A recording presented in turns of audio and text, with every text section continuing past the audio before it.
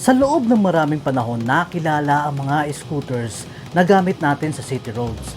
Whether pang service natin sa ating mga trabaho o bilang utility o sa madaling salita, gamit natin sa pamamalengke. But as of now, scooters had evolved drastically.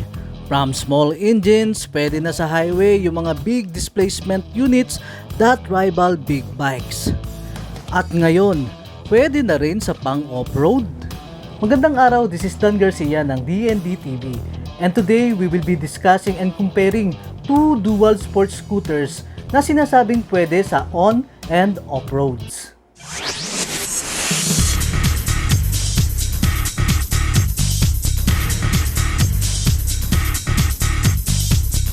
It's the Kymco Agility 125 RS Naked at ang Suzuki Skydrive Crossover.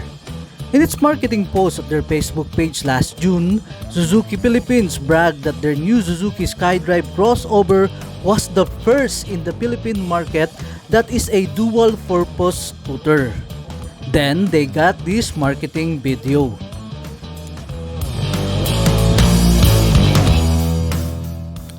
Then I realized, ano pala yung Kymco Agility RS 125 2015 model na nabili ko noong taong 2016.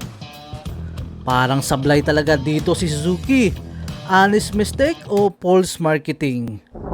Whatever, that's why this gave me the idea to compare both scooters.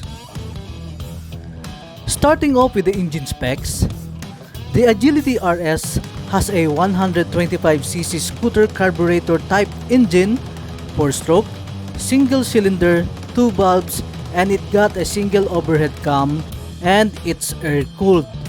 It produces a maximum power of 9.25 horsepower or 6.8 kilowatts at 7,500 RPM and a maximum torque of 9.09 Newton meters at 6,500 RPM.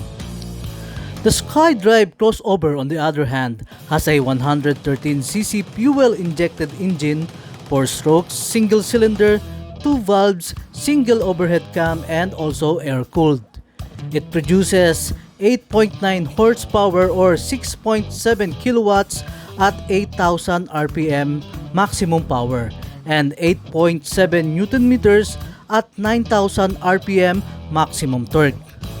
So we see, despite the difference in the size of engine displacement, the crossover is just lagging a little bit as compared to the Agility. It's maybe because of the newer technology this 2022. Being a scooter with old-fashioned carburetor engine, the Agility as advertised is set to consume 1 liter of gasoline per 25 kilometers. But with my own experience in driving my 6-year-old Agility, I can reach a maximum of 40 kilometers per liter. Siyempre, yung pagdadrive na hindi tayo nangangamote. While being newer and sporting a fuel-injected engine, the crossover got a result of at least 42 kilometers per liter gas consumption. So clearly, the crossover is way above in this category. The chassis. Both scooters are underbone type. The crossover has a telescopic front suspension and swing arm suspension as well as the Agility. Pareho din na naka-disc brake sa harap at drum brake sa likod ang dalawang scooter. May sukat na 80 by 90 by 14 ang tubeless tires sa harap ng crossover at 90 by 90 by 40 naman sa likuran. Di hamak na mas malapad ang sa Agility na may 120 by 70 by 12 na gulong sa harapan at 130 by 70 by 12 naman sa likuran. So mas masasabi naman natin na mas stable ang Agility because of the wider tires. Sa dimensions, may sukat ang Agility na 2,185mm in length, 775 sa width, at 1,450 naman sa height. May seat height rin ito na 795mm. While the crossover has a 1,890mm in length, 765mm in width, at 1,055mm in height, and a seat height of 740 millimeters. Nakikita natin dito na mas maliit overall at mas friendly ang crossover pagdating naman sa upuan sa ating mga Pilipino. Me myself is only 5'4" and the first time I rode my Agility, medyo nahirapan tayo dahil medyo tingkayad na ako dito. But as time goes by, medyo nasanay na rin. May bigat ang Agility na 97 kg dry weight, habang ang crossover naman ay mas magaan ng konti sa 94 kilos. The Agility has a 5 liters gas tank capacity, which is better as compared to the measly 3.6 liters tank ng crossover.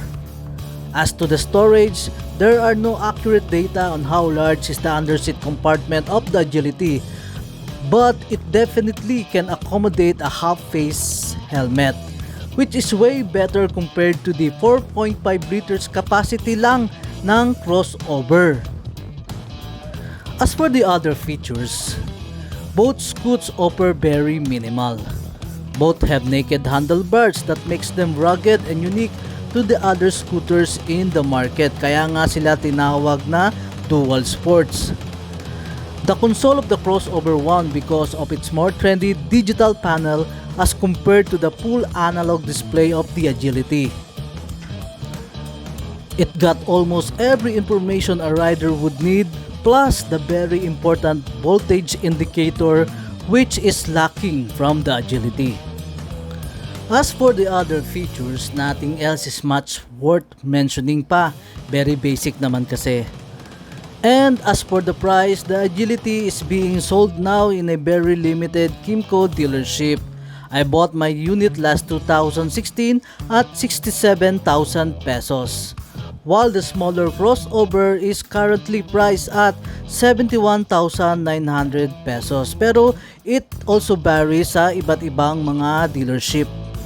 At kung nandito ka pa rin kaibigan at nagugustuhan ng content na ito, baka naman pakipindot mo na yung subscribe button na yan, pati na rin ng bell para lagi kang updated sa aking mga bagong content.